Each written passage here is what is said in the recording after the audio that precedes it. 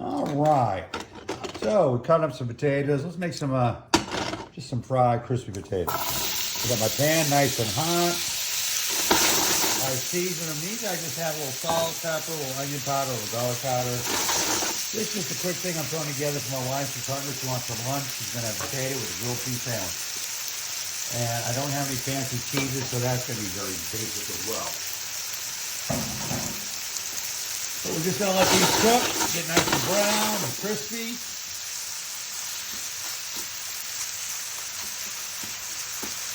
And we will have some delicious potatoes.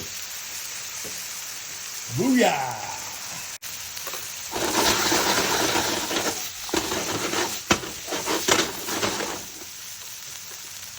All right, now I'm just gonna let those cook. And let's start getting our sandwich ready. All righty, we can see our potatoes starting to brown, cutting off a little bit.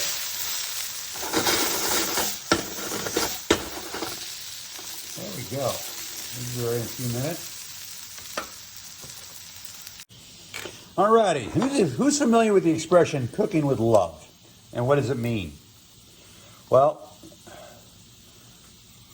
I can make a grilled ham and cheese sandwich just by putting butter on some bread, put some ham and cheese between it, and putting it on a skillet. Now, cooking with love is when I take some time, I'm going to toast some rosemary and bring out the flavors, and then I'm going to put it in my mortar and pestle, and I'm going to grind it, and I'm going to sprinkle that on top of my sandwich for my wife, because I love her. And that's what cooking with love is all about. It's taking these little extra steps that are going to help elevate our final products. It's like, sure, do I need to do this? No. Is it going to be a good sandwich without it? Sure, it'll be fine. But this takes it up to the next level. Boy, oh boy, if you Futurama fans, we really need smell-o-vision for this stuff. The rosemary coming up is just wonderful.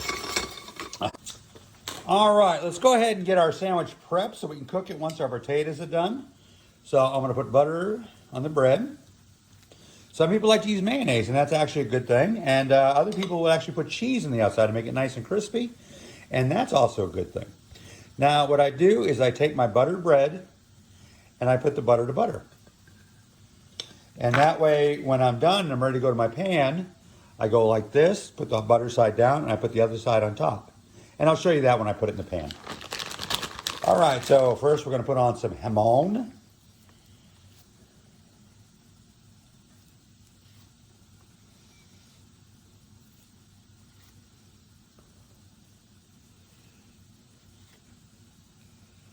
There we go. We got a nice dollop of ham there, nice portion.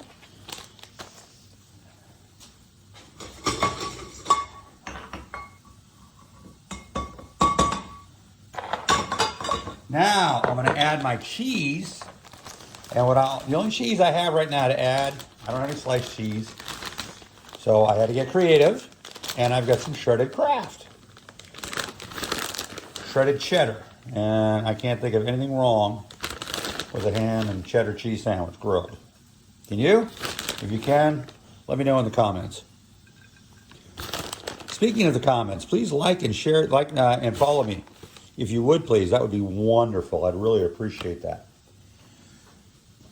So, first we're going to put on a little salt and pepper. Say salt and pepper on a grilled cheese sandwich? You ever heard of that? Think about what seasonings do. Seasonings are designed to enhance natural flavors. And that's what we want to do, is enhance the flavors here. It's not a flavoring, it's a seasoning. There's a difference. A seasoning enhances flavors. Flavorings bring new flavors to it.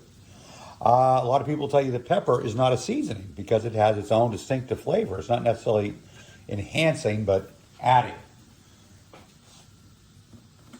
I'm going to let you decide how you feel about that yourselves. Okay, my potatoes are done. I'm going to let them stay on the burner. Now what we need to do is grind up our toasted rosemary. We have long pieces of almost like twigs, and nobody wants that. So I put it in the mortar and pestle. Yes, if you have a spice grinder, that'll work fine too. I'm kind of an old school kind of guy, though. That's just who I am.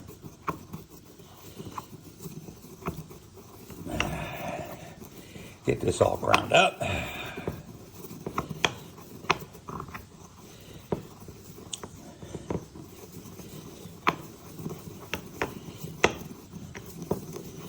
we go.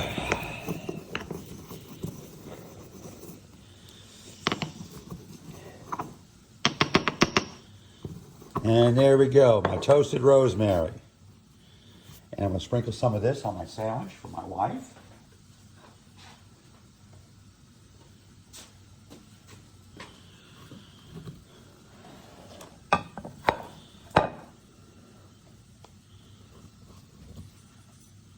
And there we go. This is something that gets forgotten about so often, is seasoning like a grilled cheese sandwich. We just put the butter, the cheese, and the bread and go. We can actually elevate it even with just simple ingredients by doing something as easy as that. Alrighty, time to finish off the sandwich. Even though I put butter on the bread, I'm going to put a little bit of butter in the pan because I'm using a stainless steel, I'm not using a non-stick or anything like that. So we're going to get that butter around there. I have it on medium heat. I don't want it too high. I don't want to burn the bread before the ham gets hot and the cheese melts. So like I said, I put it down. And then I have the other side butter up, and it's all ready to go.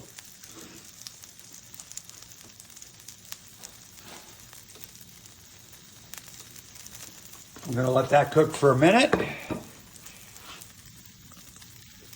Our potatoes are done, all nice and getting all nice and crispy and brown. They're going to be delicious. All we have to do is finish up our sandwich and serve the wife.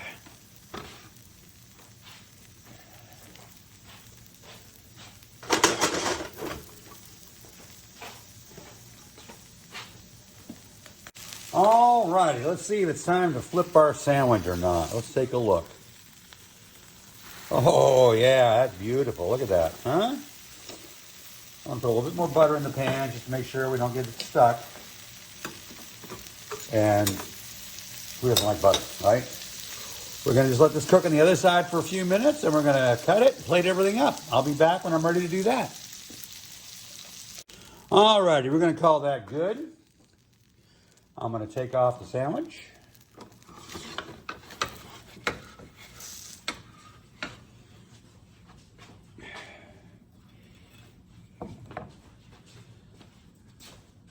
Now I'm going to cut it. This will be our final product. Grilled ham and cheese with crispy done potatoes. Have a great day, guys. Keep on cooking.